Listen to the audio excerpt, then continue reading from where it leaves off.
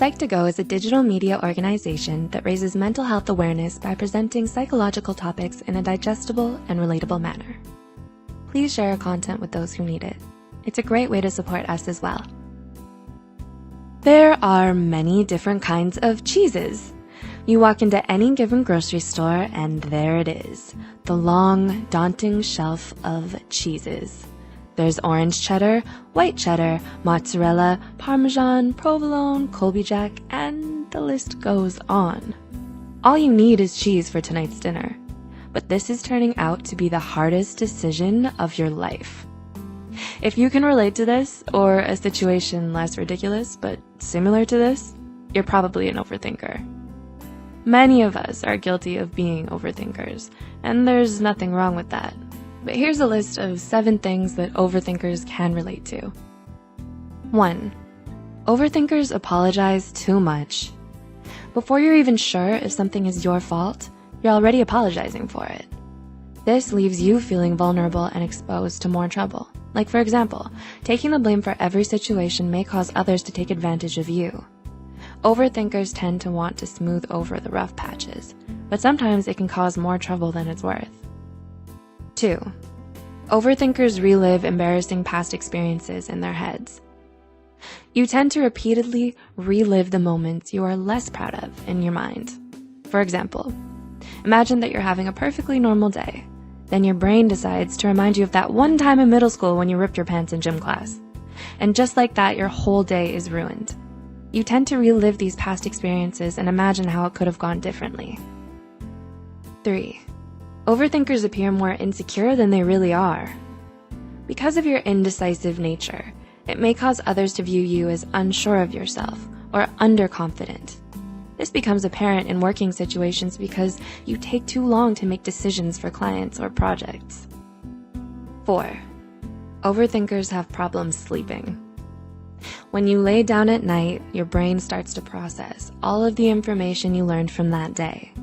If you're a natural overthinker, your brain goes haywire at night, trying to organize all the thoughts that you're having. You may lay down in your bed at 9:30 p.m. only to find yourself wide awake at 1 a.m., forming a plan of how you're finally going to start going to the gym on a regular basis. A study published in May 2003 states that there is a direct link between rumination, or overthinking, and negative emotions and thoughts. Sleep quality and depressive and irritative moods go hand in hand.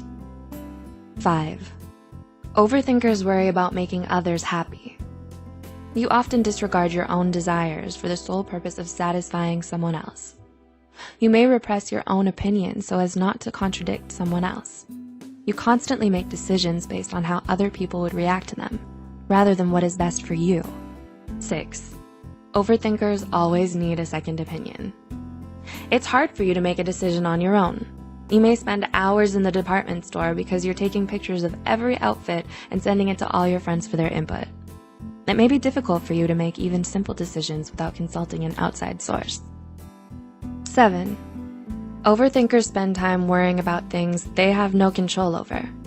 Whether you like it or not, there are always going to be things in the world that you have no control over. In fact, most things fall into that category. If you're an overthinker, you tend to lose sleep over things that are completely and utterly uninfluenced by you. It's okay to accept that some things are out of your reach. Sometimes overthinkers make their lives more difficult than they have to be. A study published in September 2008 titled Rethinking Rumination states that there is a strong relationship between overthinking and mental illness. Based on a person's proneness to overthink, you may be able to predict the likelihood of that person being depressed or having anxiety. Being an overthinker can make you good at critical thinking as well as sympathetic to others and their problems. But there are many options out there to help stop you from overthinking your whole life, if you feel that it's a problem. Try to put things into perspective.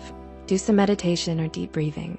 Stop trying to make everything perfect because that more than likely is never going to happen. If you're an overthinker, try overthinking the good things in your life rather than the bad.